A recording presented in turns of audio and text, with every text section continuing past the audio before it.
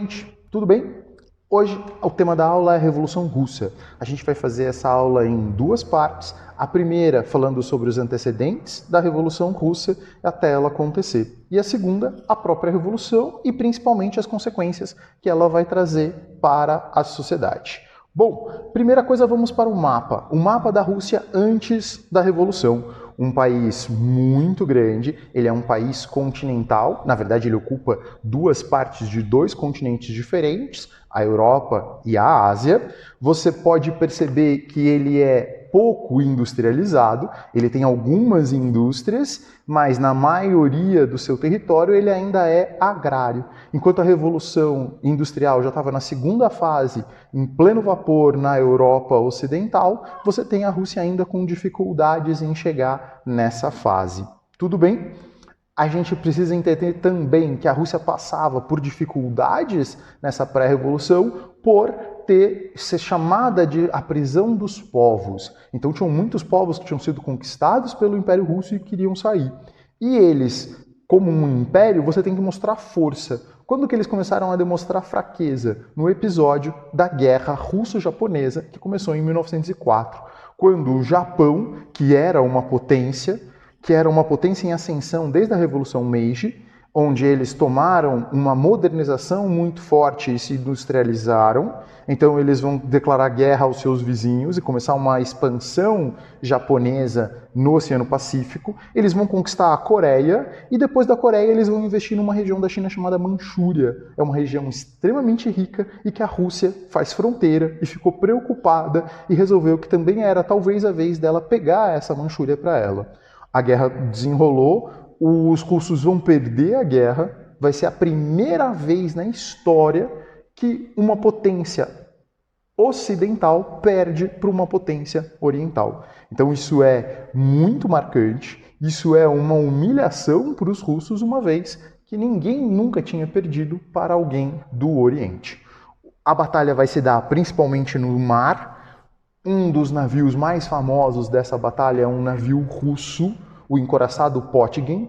Ele vai ser o lugar onde vai ter uma revolta dos marinheiros quando eles ficam sabendo do que está acontecendo na Rússia, o Domingo Sangrento. A gente vai explicar o Domingo Sangrento daqui a pouco, mas é só para vocês entenderem que ele vai ser muito importante, porque esse episódio vai acabar gerando a assinatura do tratado em que a Rússia assume que perdeu a guerra. Isso foi mediado pelo Theodore Roosevelt, por isso o Tratado de Paz vai ter o nome de Tratado de Potsdam, uma cidade lá nos Estados Unidos. Ele ganha o prêmio Nobel por causa disso e você vai ter também a importância de que essa revolta é vista como uma das manifestações para acabar com o Império Russo. Então, por isso, ela vai ser marcante e vai ter um filme chamado Encoraçado Potygin, que é um filme muito reconhecido por ter um estilo muito diferente do realismo russo, que vai ser explorado muito como uma propaganda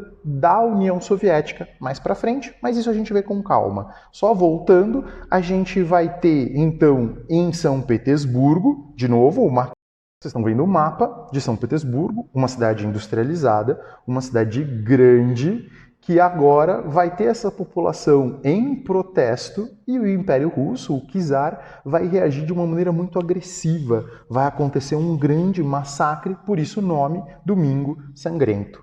Esse Domingo Sangrento, então, vai acabar gerando a revolta dos marinheiros lá no encoraçado Potygin. Os dois vão estar ligados diretamente e vai ser visto como o ensaio da revolução. Ou seja, o momento que eles quase conseguiram ou que eles treinaram para saber o que eles precisavam fazer para conseguir vencer o czar.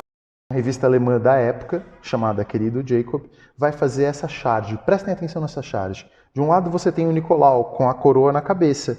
E ele tomou um susto quando ele olhou para o espelho. Quem ele viu no espelho?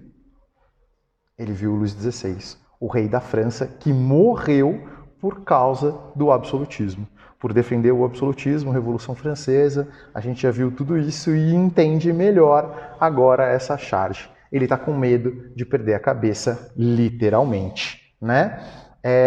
Depois disso, ele vai ficar acuado, ele vai sofrer várias greves, várias revoltas, vários movimentos contestando esse poder do imperador, e a gente vai ter agora o Partido Russo, que vai se chamar o Partido Operário Social Democrata Russo, dividido em duas partes, que vocês vão ver agora, os bolcheviques e os mencheviques. Então, os bolcheviques eram os partidários da maioria, os mencheviques eram os partidários da minoria. Eles tinham líderes diferentes, de um lado bolcheviques o Lenin e o Trotsky, do mencheviques o Martov, e a maneira como eles pensavam na transformação russa era diferente. Os bolcheviques acreditavam numa aliança entre operários e camponeses. Os mencheviques acreditavam que você podia fazer isso por etapas, que você tinha que ter o capitalismo como seu aliado. Eles acreditavam no voto e na aliança com a burguesia, enquanto os bolcheviques não. Eles acreditavam que você tinha que fazer isso de uma maneira muito forte. Tudo bem?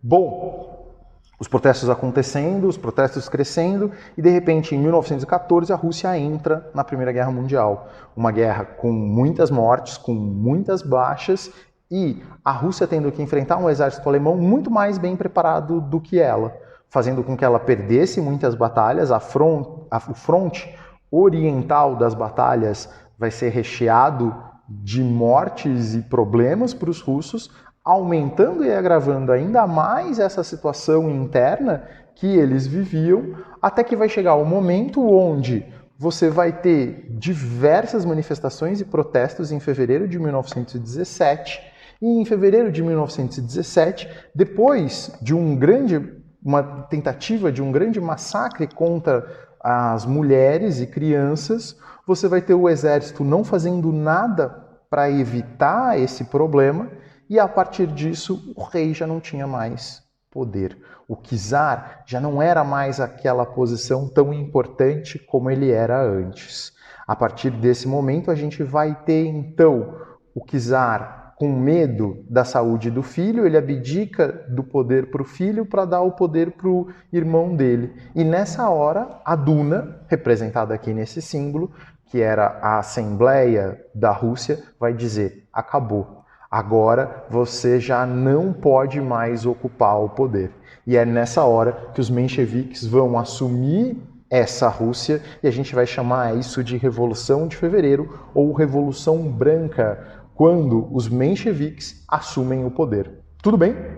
Valeu, galera! Era isso que eu queria falar para vocês agora nessa primeira parte. Depois a gente continua a segunda parte. Abraço!